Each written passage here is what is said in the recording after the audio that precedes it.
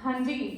तो कैसे हो, राजस्थान की जो जनजातियां हैं वो कंप्लीट हो गई है, मतलब लगभग मान ही लो हो गई है। आज लास्ट क्लास है। वैसे तो जनजातियों के बारे में मैंने आपको पहले ही बता दिया था, जब से जनजातियों का टॉपिक स्टार्ट हुआ था। पहले ही जो नॉर्मली विवरण होता है वो मैंने बताया था कि क्या क्या सीन है, जनजाति आखिर होती क्या है, संविधान में क्या क्या चीज लिखी हुई है ना, जाति से जनजाति किस प्रकार भिन्न है ना, किस हिसाब से, तो वो अपन ने समझा था और उसके बाद ही जनजाति स्टार्ट करवाई थी। लेकिन आज ऑल ओवर जो भी जनजातियों के बारे में खाली जो विशेष जनजातियों के बारे में जो विशेष बातें पढ़नी थी है ना, जैसे भील मीणा, उनके बारे में विशेष पढ़ ली। ऑल ओवर देखना है कि क्या है आखिर जनजाति है क्या, है ना। तो सबसे पहले तो ये कि राजस्थान का जनजाति की दृष्टि से जो स्थान है ना वो कौन सा है, 6वां स्थान है। ठीक है, कौन सा स्थान है, 6वां स्थान है। जिस प्रकार से क्षेत्रफल की दृष्टि से राजस्थान भारत का सबसे बड़ा राज्य है ना, और जनसंख्या की दृष्टि से तो कौन सा है, यूपी। जनसंख्या की दृष्टि से राजस्थान कौन से नंबर का है, तो वो 7वें नंबर का है। लेकिन जनसंख्या की जनजाति की दृष्टि से राजस्थान का जो स्थान है भारत में वो कौन सा है, तो वो है 6वें नंबर का। तो भाई पहले पे कौन है, तो पहले पे आता है एमपी। इधर लिख रही हूं मैं ना, अपने को खाली ये ध्यान रखना है, लेकिन बेसिक नॉलेज के लिए भी ध्यान रखना है। एमपी पहले नंबर पे आता है, सेकेंड नंबर पे आता है महाराष्ट्र, ठीक है। 3 नंबर पे आता है उड़ीसा, ओडिशा है ना, ओडिशा। 4th नंबर पे आता है बिहार, 5th नंबर पर आता है गुजरात, और 7वें पे आ गया कौन, सॉरी 6ठे पे आ गया कौन, राजस्थान। ठीक है, राजस्थान की जनजातियों के बारे में आपने पढ़ लिया। ठीक है, कौन कौन सी जनजाति पाई जाती हैं, भील, मीणा है ना, गरासिया, सहरिया, सांसी जनजाति, कथोड़ी जनजाति, कंजर जनजाति, डामोर जनजाति, है ना, बहुत सारी। लेकिन साथ में अपन ने ये भी पढ़ा था कि इन जनजातियों का, जैसे कि राजस्थान के जो टच में, सीमा के टच में जो अन्य राज्य हैं उनमें भी ये जनजातियां पाई जाती हैं, जैसे कि महाराष्ट्र में भी पढ़ी थी अपन ने भील। तो यहाँ पे थोड़ा समझ लेते हैं कि एमपी में जो जनजाति पाई जाती है लगभग वो कौन सी पाई जाती है, गोंड, कोल, है ना, इस प्रकार की जनजाति कहाँ पाई जाती है, एमपी में भील भी पाई जाती है। ठीक है, महाराष्ट्र की बात करें तो महाराष्ट्र में भील पाई गई थी और यहाँ भी गोंड पाई जाती है। इसके अलावा ठाकर जनजाति पाई जाती है, कहाँ पर, महाराष्ट्र में, है ना। उड़ीसा में पाई जाती है बंजारा, मैं बंजारन उड़ के आऊं, है ना। तो क्या है, उड़ से उड़ीसा, ओडिशा में कौन सी, बंजारा जनजाति, है ना। इसके बाद है बिहार, बिहार में यही है मुंडा, संथाल वगैरह अपन पढ़ते हैं ना, ये पढ़ लो। भूमिज जनजाति। जब अपन ने मंदिर पढ़े थे राजस्थान की, तब भूमिज शैली का एक मंदिर भी पढ़ा था अपन ने कि राजस्थान का कौन सा मंदिर है जो भूमिज शैली में निर्मित है, पहला मंदिर, वो आप मेरे को कमेंट में बताओ। अपन ने अच्छे से ली है क्लास, ठीक है। और भूमिज शैली भी थी मंदिरों की, लेकिन भूमिज जनजाति भी है, कहाँ पर, बिहार की। इसके अलावा गुजरात में पढ़ा है अपन ने, जैसे कि गरासिया पढ़ लिया, डामोर पढ़ लिया था, है ना। इसके अलावा पटेलाई, है ना, पटेलाई तो करते हैं लोग, लेकिन पटेलिया जनजाति ये बहुत सारी कहाँ पर, गुजरात में पाई जाती है। राजस्थान की अपन ने देख ली। महाराष्ट्र की एक और लिखो आप, कथोड़ी जनजाति। मूल रूप से कहाँ की, महाराष्ट्र की जनजाति है कथोड़ी, जिनका कत्था बनाने का काम करती है ना, वो ही चीज। ठीक है, तो ये चीज अपन ने बेसिक नॉलेज है जो अपन ने देख लिया।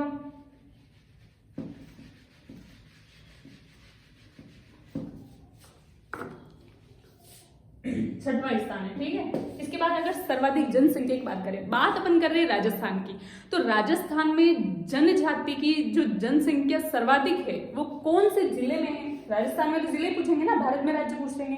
राजस्थान के बारे में पढ़ रहे हैं तो कौन से क्षेत्र में, कौन से जिले में सर्वाधिक जनजातीय जनसंख्या पाई जाती है, तो वो पाई जाती है उदयपुर में। ठीक है, अच्छा एक और बात देख लेते हैं। यहाँ पे अपन ने देखा था एमपी, है ना, तो राजस्थान की सबसे बड़ी जनजाति कौन सी है, वो है मीणा, और सेकंड आई थी कौन, भील जनजाति, जबकि भील जनजाति सबसे प्राचीनतम थी। लेकिन एमपी में जो सर्वाधिक जनसंख्या में जो भील जनजाति, मतलब सबसे बड़ी जनजाति है, वो कौन सी है, भील है, एमपी की। ठीक है, ये आपको ध्यान रखनी है। ठीक है, बेसिक नॉलेज के लिए। सर्वाधिक जनसंख्या, जनजातीय जनसंख्या पाई जाती है अगर उसकी बात करें तो वो है उदयपुर में। प्रतिशत की अगर बात कर ले तो प्रतिशत पाई जाती है कहाँ पर, वो है बांसवाड़ा में।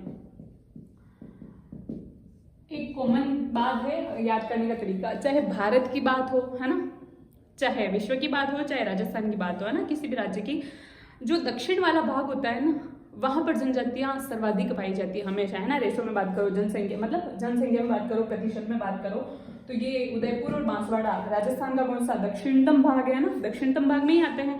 तो उदयपुर में तो जनजातीय जनसंख्या सर्वाधिक पाई जाती है। प्रतिशत की बात करें तो बांसवाड़ा, ये एक फैक्ट है, इनको तो रखने पड़ेंगे आपको, ठीक है।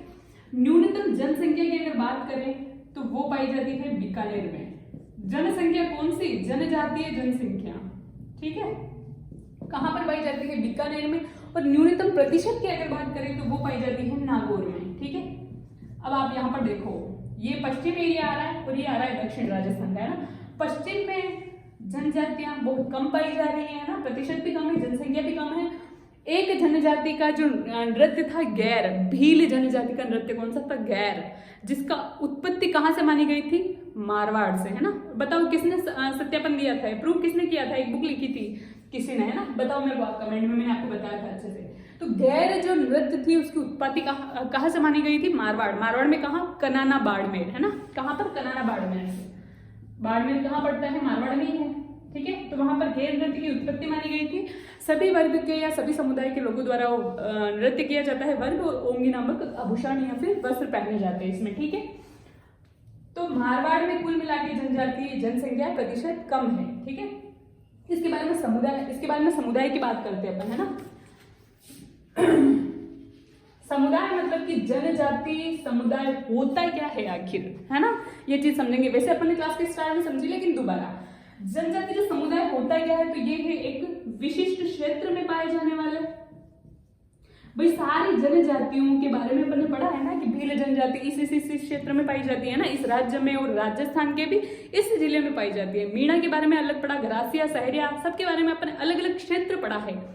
तो जनजातियां विशेष क्षेत्र में पाई जाती हैं, ठीक है, विशिष्ट क्षेत्र, विशिष्ट संस्कृति। आपने ध्यान अगर दिया हो तो अपने प्रत्येक जनजाति की संस्कृति के बारे में पढ़ा है। क्या होती है संस्कृति, संस्कृति मतलब भाषा, बोलचाल, है ना, पहनावा, वेशभूषा, खान पान का तरीका। जिस हिसाब से अपन ने पढ़ा था ना कि जैसे कि कछाऊ घाघरा पहनती है ना, पोतिया वगैरह वस्त्र अपन ने पढ़े थे भीलों के, और बोली भाषा भी अपन ने पढ़ी थी, भीली बोली, है ना। जिस हिसाब से कौन सी डामोर जनजाति पे गुजराती प्रभाव है, जिस वागड़ी बोलते हैं वो, है ना, वागड़ क्षेत्र से संबंधित है। तो भाषा का भी प्रभाव होता है और वेशभूषा का भी प्रभाव खास तौर पर होता है, इनकी संस्कृति का होता है। जैसे कि अपन ने पढ़ा था कि भील जनजाति में जो वर होता है ना, वो भराड़ी देवी का चित्र बनाता है, नाता प्रथा चलती है, इनमें विधवा विवाह भी हो जाते हैं ना, और प्रेम विवाह प्रचलित है। ये सारी चीजें अपन ने पढ़ी थी। रक्त मूल्य, है ना, जिसे मोताणा कहा गया था, झगड़ा राशि कहा गया था, है ना। एक पत्नी अगर अपने पति को छोड़कर किसी अन्य पर पुरुष के साथ रहने लग जाए तो वो पर पुरुष, है ना, पुराने वाले पति को राशि देता है, वो झगड़ा राशि। तो ये सारी चीजें कि उनकी संस्कृति तो आ गई, इसके बारे में पढ़ा था ना अपन ने कि उनके जैसे घरों को क्या कहा जाता है, सारी चीजें, मुखियाओं को क्या कहते हैं, ये संस्कृति तो है। तो विशिष्ट क्षेत्र, विशिष्ट संस्कृति और भाषा, ये कारक हैं, है ना, ये आधार है कि जनजातियों के बारे में जो अभिव्यक्त करें, मतलब जनजातियों के बारे में विवरण दे सके, वर्णन कर सके, ये आधार है। आप जाति और जनजाति को किस प्रकार से अलग करेंगे, इसी प्रकार से कि उनकी संस्कृति अलग है, क्षेत्र अलग है, इनकी भाषा अलग है और ये पिछड़े हुए हैं, इसी हिसाब से तो डिसाइड करेंगे ना। तो ये 3 फैक्टर आपको ध्यान रखने हैं, ठीक है। तो वह समुदाय, इसकी परिभाषा क्या हो गई, वह समुदाय जिनका विशिष्ट क्षेत्र, विशिष्ट संस्कृति और विशिष्ट भाषा हो, या फिर इन कारकों से ये बाकी जाति से खुद को अलग करती हो, ठीक है। तो क्या कहलाती है वो, जनजातियां कहलाती है, ठीक है। यहां लिख रखा है मैंने जनजातीय समाज, जनजातीय समाज। ये समाज, समुदाय और समाज में क्या फर्क है, वैसे तो मोस्टली एक ही चीजें हैं, लेकिन समाज जो शब्द है रिलेट कर रहा है समाज शास्त्र से, है ना, एक शब्द है। मैं आपको बताऊं यहाँ पर, इससे पहले अपन ने डिस्कस किया था किसी वीडियो में, मैंने एक्स्ट्रा चीज बताई थी, तो कि पहले क्या, जैसे कि ऋग्वैदिक काल में अपने क्या था, वर्ण व्यवस्था थी, ठीक है। और उसके बाद उत्तर वैदिक काल में धीरे धीरे जाति व्यवस्था आ गई। वर्ण व्यवस्था में क्या कि ये सार्वभौमिक होती है, प्रत्येक क्षेत्र में कहीं पे भी चले जाओ पूरे भारत में या फिर राज्य में, 4 ही वर्ण होते हैं, है ना। वर्ण व्यवस्था में 4 ही वर्ण होते हैं, ब्राह्मण, क्षत्रिय, वैश्य और शूद्र, है ना। लेकिन जाति व्यवस्था हजारों हैं। आप अलग अलग क्षेत्र में कई जातियां देख सकते हैं, जिस प्रकार से जैसे कि आप ये देखोगे कि राजस्थान में जाटों की गोत्र अलग है, लेकिन वहीं पंजाब हरियाणा में अलग जाट है ना। तो इस हिसाब से जाति हर एक क्षेत्र में अलग अलग होती हैं, बदल जाती हैं, है ना। हजारों जातियां हो गई है, लेकिन पूरे क्षेत्र में भारत में कुल 4 ही वर्ण है ना। जातियां अलग होगी, लेकिन चारों वर्ण के अंदर अगर आते हैं, वो चारों वर्ण के अलग अलग काम है ना। ब्राह्मण वर्ण जिसका कार्य क्या होता है, अध्ययन या अध्यापन करवाना। क्षत्रिय वर्ण जिसका कार्य होता है रक्षा करना, ठीक है। वैश्य वर्ण जो उनका काम होता है पेट भरना, मतलब व्यापार करके लोगों का पेट भरना, है ना, या फिर कृषि करना, पशुपालन। शूद्र बाकी तीनों वर्णों का मतलब ब्राह्मण, क्षत्रिय और एक क्या, वैश्य, इन तीनों की सेवा करना, है ना। ये किसका काम है, शूद्रों का काम है। एक ब्रह्मा के शरीर से उत्पत्ति मानी जाती है इन चारों वर्णों की, है ना। मुख से ब्राह्मण की उत्पत्ति होती है, भुजाओं से क्षत्रिय की उत्पत्ति होती है, पेट या फिर जंघा से वैश्यों की उत्पत्ति हुई है, और शूद्रों की उत्पत्ति ब्रह्मा के पैरों से मानी जाती है, ठीक है। तो बात है कि जो जनजातीय समाज में सबसे उच्च वर्ण माना गया है ब्राह्मण वर्ण को, ठीक है। कि भाई समाज में जो परंपराएं, है ना, या फिर कोई भी चीजें डिसाइड करेंगे, कर्म कांड, वो ब्राह्मण करेंगे, क्योंकि सबसे उच्च ब्राह्मणों को माना गया है। तो जनजातीय समाज किस प्रकार से बाकी समाज से अलग हो सकता है, तो ये है कि ब्राह्मणों ने या फिर ब्राह्मणों के अनुसार तय किए गए परंपराओं, कर्म कांडों, है ना, सामाजिक परंपराओं, रीति रिवाजों और कर्म कांडों को जो नहीं मानते थे, है ना, जो नहीं मानते थे, है ना, उनका अनुसरण नहीं करते थे, तो उनका समाज एक अलग बन गया, संगठन अलग बन गया, और वो क्या कहलाई, जनजातियां। सिंपल सी बात है ना, बाकी ऑल ओवर समझा दिया। अब अपन संविधान की तरफ से बात कर रहे हैं। समुदाय परिभाषा की तरफ से समझ लिया, समाज की तरफ से समझ लिया अपन ने, अब क्या संविधान बात करें तो संविधान में जनजाति, अनुसूचित जनजाति क्या है, अनुसूचित जनजाति शब्द प्रयोग में हुआ है, अनुसूचित जनजाति पद या फिर शब्द प्रयोग में हुआ है, ठीक है, संविधान में। और संविधान की बात करें तो ये है कि जनजातियों के बारे में, है ना, भाई ये पिछड़ी हुई रह गई है, तो सरकार ने जनजातियों के लिए कई विभिन्न प्रावधान किए हैं संविधान में भी। संविधान में कैसे, जैसे कि इनके लिए अनुसूचित जनजाति शब्द का प्रयोग किया है ना, और आदिम जनजाति अपन अभी पढ़ेंगे, जनसंख्या जब वो गणना हुई थी, जनगणना, तब आदिम जनजाति शब्द का प्रयोग किया गया था, है ना। और संविधान इनके लिए रिजर्वेशन, आरक्षण देता है। जैसे अपन ने पढ़ा था, कौन सी जनजाति है, सहरिया वगैरह, एक और कौन सी थी, हाँ, जनजातियों को संकटग्रस्त मानता है ना, और आपराधिक जनजाति का भी टेक दिया था इसने, है ना। और संविधान में ये भी लिखा गया है कि कौन से, मतलब जनजातियों को, जैसे विशिष्ट जनजातियां सहरिया को, है ना, 100 दिन का अतिरिक्त रोजगार दिया था, किसमें, मनरेगा में, है ना। और इनकी शिक्षा, स्वास्थ्य संबंधित कई सारे प्रावधान करती है कौन, सरकार। तो वो कहाँ पर लिखे हुए हैं, सब संविधान के अंतर्गत है। तो संवैधानिक तौर पे जनजातियां इस प्रकार से अलग है, जिस प्रकार से मैंने आपको बताया। पूरी थ्योरी में लिख नहीं रही हूँ, आपको सिर्फ समझने के तौर पे, बाकी इतना लिखूंगी तो जगह भी नहीं है ना। तो आपको यहाँ पर मेन चीज ध्यान देनी है कि संवैधानिक तौर पे जनजातियां किस प्रकार से अलग है, तो वो मैंने आपको बता दिया कि गवर्नमेंट क्या क्या चीजें कर रही है। इसके बाद अपन देखते हैं कि जनजातियों के बारे में कुछ महान लोगों ने, है ना, महानतम लोगों ने कुछ तथ्य दिए हैं ना, कथन दिया है। जैसे कि मान लो महात्मा गांधी ने जनजातियों को ये कहा है, ठीक है। जैसे कि जेम्स टोड ने, दोबारा यहाँ पे वो भी लिख लेते हैं अपन, है ना, कर्नल जेम्स टोड, घोड़े वाले बाबा, इन्होंने भीलों को क्या कहा था। वहां पर जनजातियों की बात नहीं हो रही है, यहाँ पर अपन बात करेंगे जनजातियों को किसने क्या कहा है।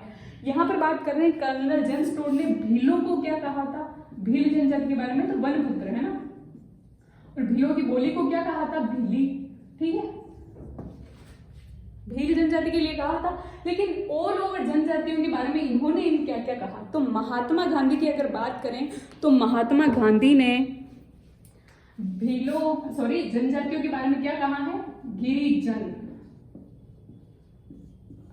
हिंदी अगर आपको आती हो तो गिरी यानी मतलब होता है पर्वत, पर्वत मतलब पहाड़ या फिर जंगल, ये होता है ना।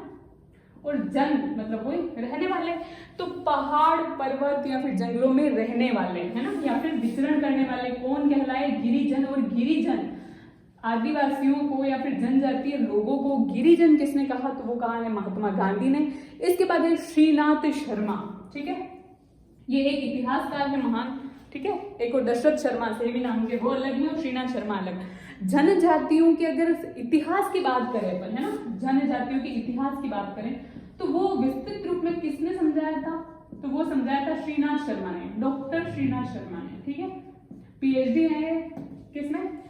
इतिहास में। तो जनजातियों के इतिहास के बारे में, इतिहास होता है और एक होता है जनजातीय इतिहास। तो जनजातियों के इतिहास के बारे में किसने समझाया? श्रीनाथ शर्मा ने, डॉक्टर श्रीनाथ शर्मा ने। इतिहास में क्या, जैसे मैंने आपको, अपन ने पढ़ा है कि भील जनजाति, गरासिया जनजाति, मीणा जनजाति, कि इन ये है ना खुद को राजपूतों के वंशज मानते हैं ना, अलग अलग पढ़ा था ना अपन ने। और डामोर जनजाति भी जिस प्रकार से गुजरात में चौहान राठौड़ों से उत्पत्ति बताते हैं ये, तो इन्होंने अपनी जो उत्पत्ति बताई है, जैसे कि राजपूतों से, किसने किससे बताई है, किसने किससे बताई है? मोस्टली ने किससे बताई है? राजपूतों से। बाद में इन्होंने इनसे क्या अंतरजातीय विवाह जो होते हैं, जैसे कि वैवाहिक संबंध स्थापित कर लिए, उसके बाद में जैसे गमेती वगैरह हुए, और अन्य जैसे कि नई नई जातियां बनती गई, अनुसूचित जनजातियों में भी नई नई जनजातियां बनती गई। तो ये जो सारा इतिहास सब कुछ लिखा है, किस प्रकार से मुगलों के आक्रमण हुए थे, है ना, और फिर कौन सी जनजाति इधर भाग गई थी और वहां पर जाकर अन्य जातियों से संबंध स्थापित करने के बाद उनके वंशज आए, फिर उनको ये कहा गया। तो ये सारी चीजें जो बताई गई है, ये कहाँ पर? श्रीनाथ शर्मा ने बताई है जनजातियों के इतिहास में, ठीक है। इसके बारे में अगर अपन बात करते हैं, जीएस घुरिये, ठीक है, गोविंद सदाशिव घुरिये, इनका पूरा नाम क्या है? गोविंद सदाशिव घुरिये, ठीक है। गोविंद सदाशिव घुरिये जो कि भारतीय समाजशास्त्र के संस्थापक माने जाते हैं, मतलब भारत में समाजशास्त्र के जो संस्थापक माने जाते हैं वो कौन माने जाते हैं? गोविंद सदाशिव घुरिये। इन्होंने एक पुस्तक लिखी है, ठीक है, जाति वर्ग तथा व्यवसाय, जाति वर्ग तथा व्यवसाय। इस बुक में मान लो, या फिर इनकी बुक तो याद ही रखनी है। तो गोविंद सदाशिव घुरिये ने जनजातियों को या फिर आदिवासियों को क्या कहा है? तो वो कहा गया है पिछड़े हिंदू। क्वेश्चन आ जाए कि जनजातियों को पिछड़े हिंदू की जो संज्ञा दी है वो किसने दी है ना, इन्वर्टेड में कर लेना इसको, सिंगल इन्वर्टेड में, क्योंकि एज इट इज किसी का कथन कहा जाता है ना कि उसने ये कहा था, तो वो डबल इन्वर्टेड में आता है। लेकिन संज्ञा अगर किसी की दी जाती है तो सिंगल इन्वर्टेड में आता है ना, तो सिंगल इन्वर्टेड में, ये भी सिंगल इन्वर्टेड में, ये तो नॉर्मल है लाइन, ठीक है। तो गोविंद सदाशिव घुरिये ने, जो कि समाजशास्त्र के संस्थापक है, समाजशास्त्री हैं, उन्होंने आदिवासियों को या फिर जनजातीय लोगों को क्या कहा है? पिछड़े हिंदू। क्या इस बात से एक और चीजें स्पष्ट हो रही है क्या कि हिंदू कहने का क्या मतलब है? पिछड़े ही कह लेते, पिछड़े लोग। हिंदू क्या है? क्योंकि जो अपन ने जो अभी पढ़ा है, जो मोस्टली जो जनजातियां हैं, कोई कोई गए हैं मुस्लिम धर्म की तरफ, है ना, या फिर अन्य धर्मों की तरफ, जिन्होंने अपना धर्म थोड़ा सा चेंज किया है। लेकिन जो 98% जो जनजाति है, उन्होंने एक ही धर्म को फॉलो किया है। कौन से? हिंदू धर्म, ठीक है। इसलिए पिछड़े हिंदू की जो संज्ञा दी है वो जीएस घुरिये ने इनको दी है, किनको? आदिवासियों को। इसके बाद बात करें आदिम जनजाति, जनगणना की बात करें तो वैसे तो 1872 है ना, 1872 में पहली जनगणना हुई थी, ठीक है। लेकिन आदिम जनजाति ये शब्द दिया गया है किसको? जनजाति को या फिर आदिवासी लोगों को। ये वर्ड आदिम जनजाति है ना, ये वर्ड यूज किया गया था 1931 की जनगणना में, ठीक है। इसमें क्यों किया गया था? पहली जनगणना कब हुई थी? 1872 में, फिर उसके बाद एज इट इज 1881 है ना, 1881 में, फिर 1891, वैसे वैसे चलती गई।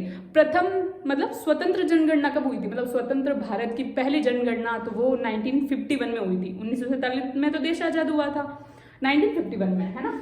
लेकिन आदिम जनजाति जो 1947 में तो देश आजाद हो रहा है, 1931 मतलब कि ब्रिटिश साम्राज्य या फिर ब्रिटिशों का, अभी अंग्रेजों का क्या है, अपने यहाँ शासन है, तो तब हुई थी ये जनगणना। और तब ब्रिटिश शासन द्वारा या फिर ब्रिटिशों द्वारा आदिम जनजाति को, है ना, आदिवासियों को जिस संगठन या समुदाय विशेष में शामिल किया गया, एक विशेष शब्द दिया गया, वो कौन सा था? आदिम जनजाति। क्वेश्चन आ जाए आदिवासियों को आदिम जनजाति जो शब्द दिया गया था, कब दिया गया था? तो 1931 की जनगणना में दिया गया था। ये ब्रिटिश काल में हुई थी ये जनगणना भारत में, है ना। और क्यों दिया गया था ना? तो ये भारत में जातिगत जनगणना, पहली जातिगत जनगणना, मतलब कि जाति के आधार पर जनगणना हुई थी। पहले ऑल ओवर होते थे कि भाई कितने लोग हैं, उनके कितने बच्चे हैं, क्या नहीं है। लेकिन ये जो जनगणना हुई जातिगत, इसमें क्या धर्म, अलग अलग धर्मों को भी अलग अलग चीजें जोड़ी गई, कौन सी जाति के हैं, कौन सी गोत्र के हैं, है ना, कितने बच्चे हैं और वो कौन से धर्म को फॉलो कर रहे हैं, सारी चीजें। तो जातिगत, है ना, किस जाति के कितने लोग हैं, कितने बच्चे हैं, कितने वृद्ध हैं, है ना, वो जो पूरी चीजें हुई वो कब हुई थी? 1931 की जनगणना में। इसे 1931 की जनगणना में, जो कि जातिगत जनगणना थी, उसमें आदिम जनजाति, है ना, वर्ड इसको दिया गया था। ये भी इन्वर्टेड कोमा में हो जाएगी मन। इसके बाद के.एस. सिंह, है ना, के.एस. सिंह ने जनजातीय लोगों को एक वर्ड से संबोधित किया और वो कहा था आदिवासी किसान। आदिवासी किसान, किसान, भारत एक किसान प्रमुख देश है ना, किसान प्रधान देश है, कृषि प्रधान देश है, किसानी करते हैं सब लोग। जनजातियों को किसान, मतलब कि आदिवासी किसान किसे कहा गया है? तो जनजातियों किसने कहा? के.एस. सिंह ने। याद रख सकते हो किसान, के.एस. सिंह ने, ना, आदिवासी किसान। क्यों कहा है कि अपने ऊपर पढ़ा है कि जैसे कि पहाड़ों जनजातियां हैं तो मैदानी क्षेत्रों में तो रहेगी नहीं, है ना, मैदानी क्षेत्रों में विकास अधिक होता है, भौगोलिक परिस्थितियां या फिर आर्थिक परिस्थितियां, इंफ्रास्ट्रक्चर अच्छे से डेवलपमेंट इनका हो सकता है मैदानी क्षेत्रों में, है ना, ऊबड़ खाबड़ नहीं रहती हैं चीजें।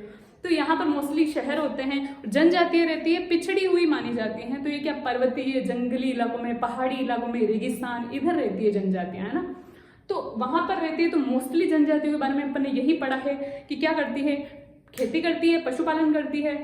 पशुपालन तो चलो ठीक है, डामोर जनजाति के बारे में और मीणा जनजाति के बारे में पढ़ा, जो कि जमींदार भी होते हैं। लेकिन बाकी जो अन्य जनजातियां हैं उनमें अपन ने यही पढ़ा, स्थानांतरित कृषि करती है ना, घुमंतु थे, खानाबदोश जनजातियां हैं मोस्टली। खानाबदोश मतलब घुमंतु, कहीं ना कहीं रह रही है, मान लो स्थानांतरित प्रकार की है, एक जगह स्थायी नहीं रह रही है ना, घुमंतु प्रकार की है, खानाबदोश है। लेकिन जहां पे भी रह रही है वहां पर ये स्थानांतरित खेती करता है ना, उस जगह के जंगल को या फिर उस जगह के जगह को साफ करके वहां पर खेती करी, फिर आगे बढ़ गए 2-3 महीने, फिर वहां करी, फिर आगे। तो ऐसे ही तो करते हैं, है ना, जंगल में पशु पक्षी मार के खाना और वहां पर मक्का वगैरह उगा लेना, प्याज उगा लेना, जैसे कि भील, तो यही तो करते हैं। तो इस ये एक प्रकार की कृषि है।